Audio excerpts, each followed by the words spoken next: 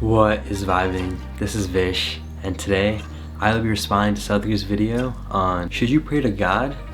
Sadhguru's eye-opening answer. If you have a quick second and could just tap that subscribe button, I'd be truly grateful. I'm a meditation coach and have guided hundreds of people in their meditation journeys. If you have any questions as to how to start or want a one-on-one session with me, either comment down below or message me on Instagram @VishVibes. Sadhguru is a yogi, mystic, and visionary who is truly enlightening the world.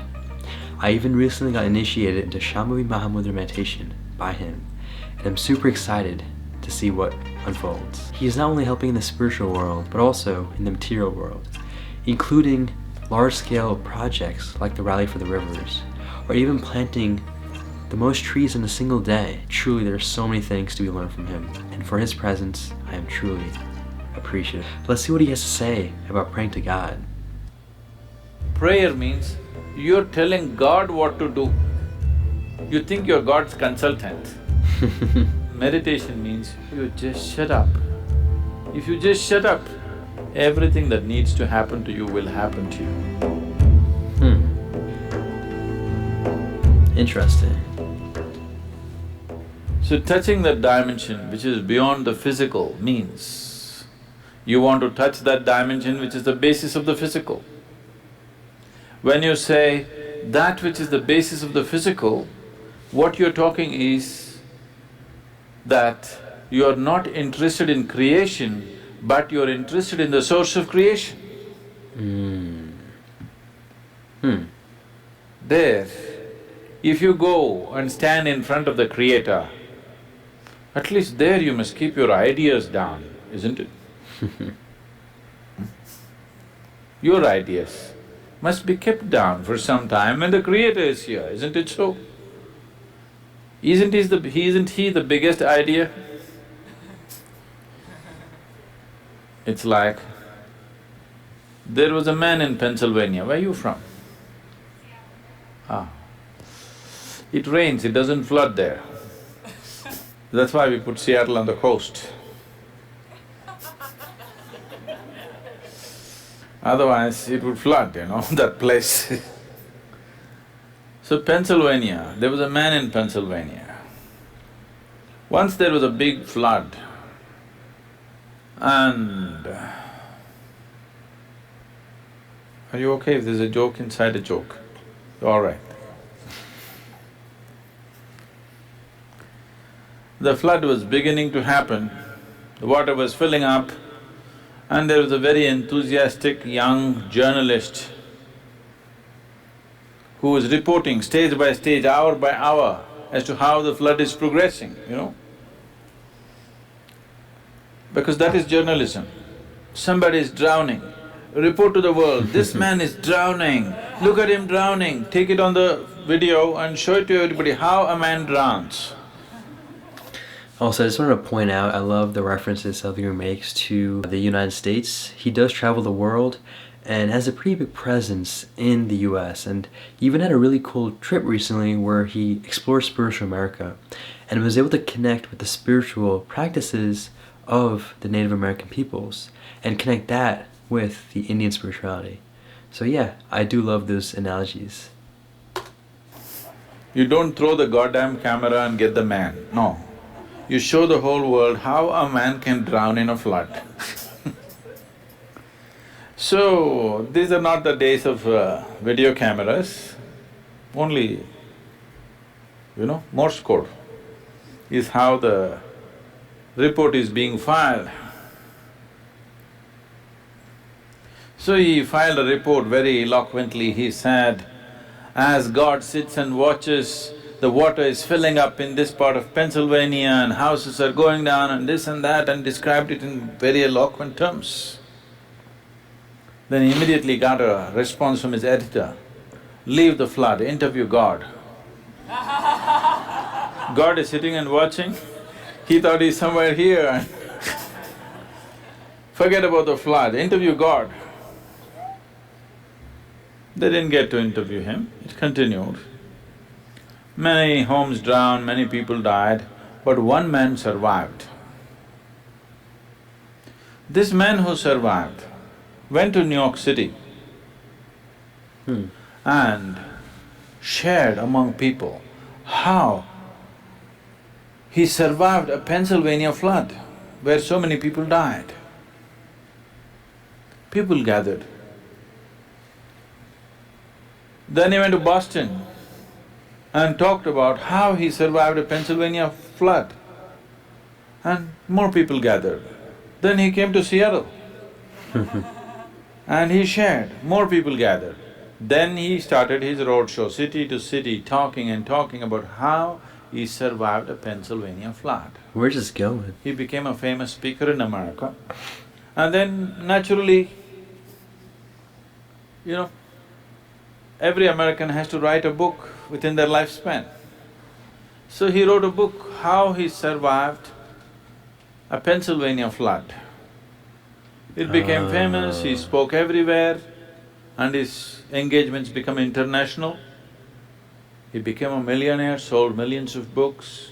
All his life he only spoke about how he survived the Pennsylvania flood. And one day he died, not in a flood, he died. And they had an assembly. He went through the pearly gates, and there was an assembly of people, and there was an opportunity to speak. A few people could speak. So he told his neighbors, I will share my experience about how I survived Pennsylvania flood. Somebody nudged him and said, there is no one in the audience.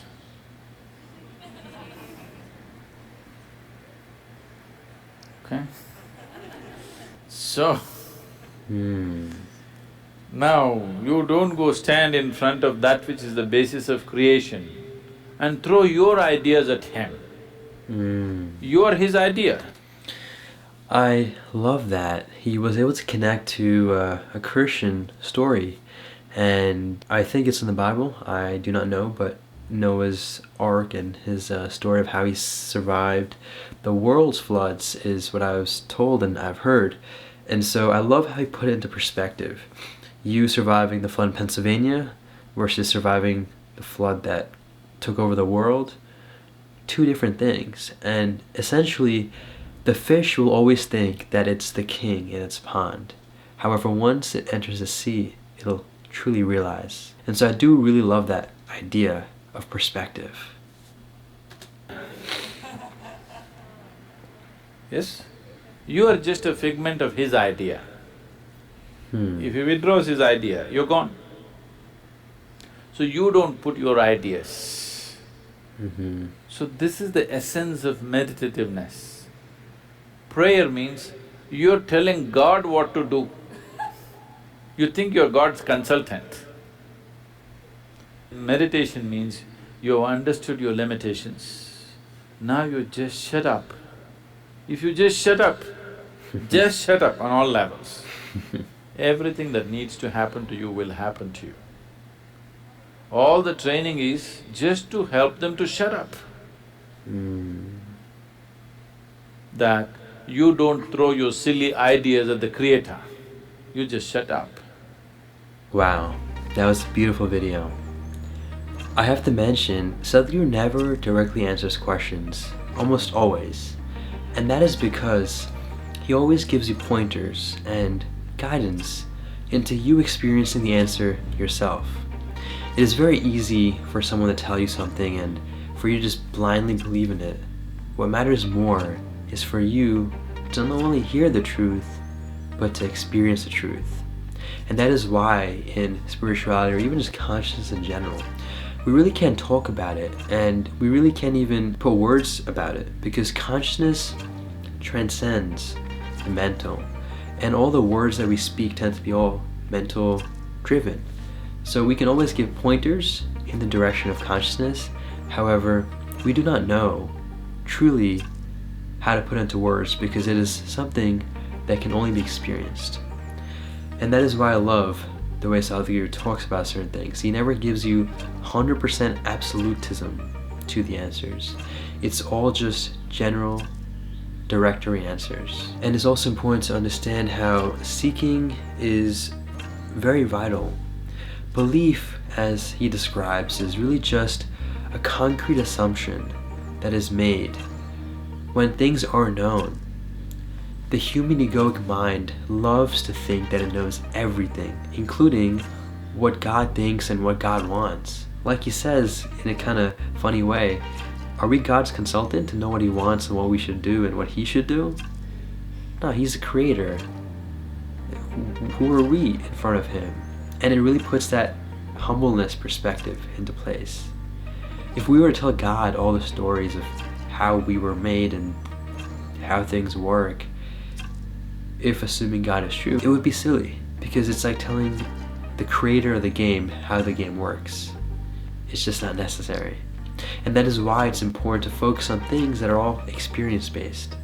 And also at times to just say, I don't know, when you don't know certain things.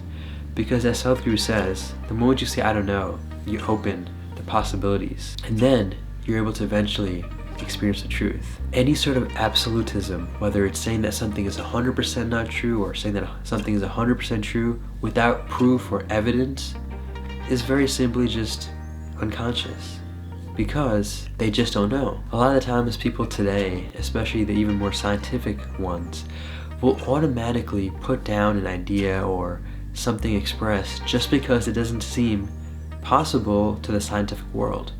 But like I said, it's important to understand how important it is to be open, and that just because science is an answer to something doesn't mean that something isn't true.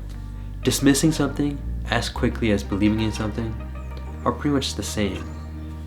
Let us be open-minded. Thank you so much for watching this response to Sadhguru's video. I appreciate you taking the time. Take this joyfully, make it your day, and stay conscious.